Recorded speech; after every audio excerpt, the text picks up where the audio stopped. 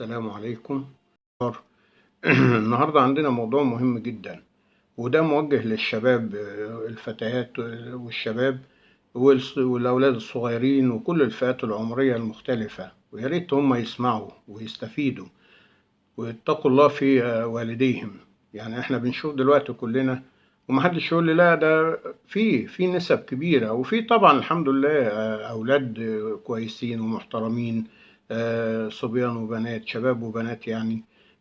وبيتقوا الله في والديهم وكويسين وكده، لكن يعني الأغلبية العظمى حاليا أنا شايفها، معرفش انتوا يعني هتقولوا ايه في الموضوع ده إن شاء الله، لكن أنا شايف إن يعني في كتير قوي من الشباب والبنات والأولاد حتى الصغيرين في عقوق للوالدين بصورة رهيبة. يعني معرفش ازاي، يعني ده من ايه؟ يعني أنا نفسي أفهم، هل ده قصور في تعليم الأبناء؟ هل فعلا زي ما أنا بقول دايما لكل مسلم المفروض أنت ربنا يعني أعطاك الولد أو البنت المفروض أول ما يبدأوا يتكلموا، المفروض على طول يعني أنت تعلمهم قرآن، تحفظهم قرآن والأحاديث، وتعرفهم قدوتهم رسول الله كان بيعمل إيه مع الناس وبيتعامل إزاي مع حتى اليهود والكفار. المفروض كده يعني. تاني حاجة إنك لازم تربي ابنك من مال حلال، عشان تلاقيه كويس إن شاء الله. فإحنا هنتكلم النهاردة عن حقوق الوالدين، وبوجه كلامي كما قلت يعني للشباب، سواء شباب أو بنات أو فتيات يعني، أو أطفال حتى في سن ال10 سنين للأسف الشديد يعني. عفوا. فهنشوف آيات قرآنية وهنشوف أحاديث انتوا ايه يا جماعة؟ انتوا ما بتصلوش، ما بتقرأوش آيات قرآنية، ولا ما بتقرأوش قرآن يعني، ولا حديث، ولا انتوا فين من الدين؟ احنا ليه بعدنا عن ديننا؟ ليه نسينا وبعدنا عن ديننا وعن ربنا؟ ليه؟ وكلام الكبار والصغار، بس انا بتكلم النهارده في الحلقة ديت في موضوع العقوق الوالدين. يعني نشوف آية من القرآن، قال تعالى: واعبدوا الله ولا تشركوا به شيئا وبالوالدين إحسانا. اعبدوا الله ولا تشركوا به شيئا وبالوالدين.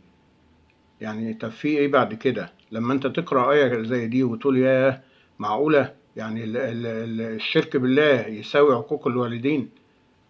ربنا اللي بيقول لنا كده، مش احنا اللي بنقول كده يعني.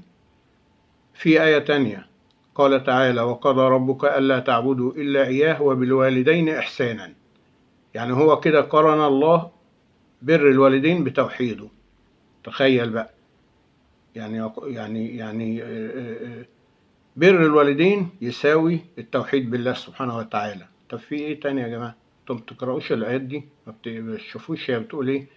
يا شباب المسلمين، يا فتيات المسلمين، استيقظوا قبل فوات الأوان واتقوا الله في والديكم.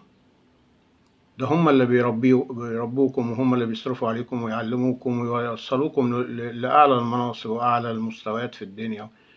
يعني أنا مش فاهم والله. يعني يا ربنا سبحانه وتعالى قرن عقوق الوالدين بالشرك بالله يعني. فقال الرسول عليه الصلاة والسلام: ألا أنبئكم بأكبر الكبائر؟ قلنا بلى يا رسول الله، أخبرنا يا رسول الله. قال: الإشراك بالله وعقوق الوالدين. وعقوق الوالدين، تخيل العطف بقى، الإشراك بالله. يعني هو عقوق الوالدين يساوي الشرك بالله. ما بتروحوش المسجد تصلوا وتسمعوا خطب الإمام في عقوق الوالدين؟ ما فيش مسجد وما فيش إمام ما بيتكلمش عن عقوق الوالدين في أي خطبة من الخطب على مدار الشهر والشهرين والسنة. يعني تخيل عقوق الوالدين مقترن بالشرك بالله أو يساوي الشرك بالله. في إيه تاني بعد كده يا جماعة؟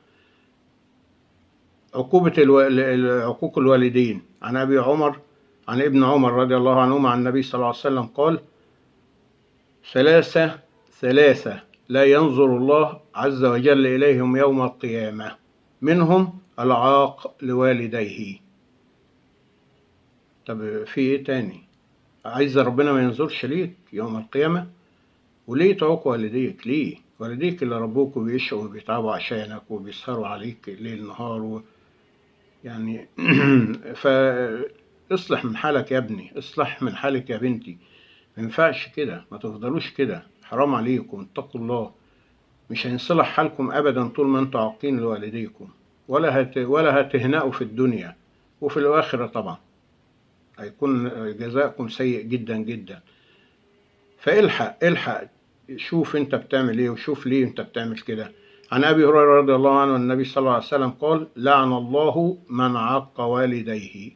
لعن الله من عق والديه. طب انتوا مستنيين ايه بعد كده؟ ما بتعديش عليكم الاحاديث والايات القرانيه ديت؟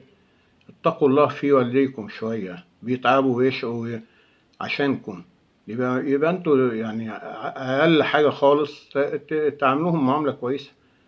هتقول لي ده اصل ابويا بيعمل، هو في شباب كده لما اكلمهم هو اصل هو بيعمل كذا. يعمل ايه يا ابني؟ هو خايف عليه، او ممكن باسلوب احيانا بيبقى شديد شويه، او يعني فظ شويه او كده، ولكن هو في النهايه عايز ان يشوفك احسن انسان في الدنيا، فبيبقى خايف عليك وقلقان، فبينصحك ويوجهك. ممكن زي ما بقول بتبقى فيها احيانا الاب من كتر خوفه على ابنه بيعلمه بطريقه مش صح ممكن، او يوجهه بطريقه مش صح.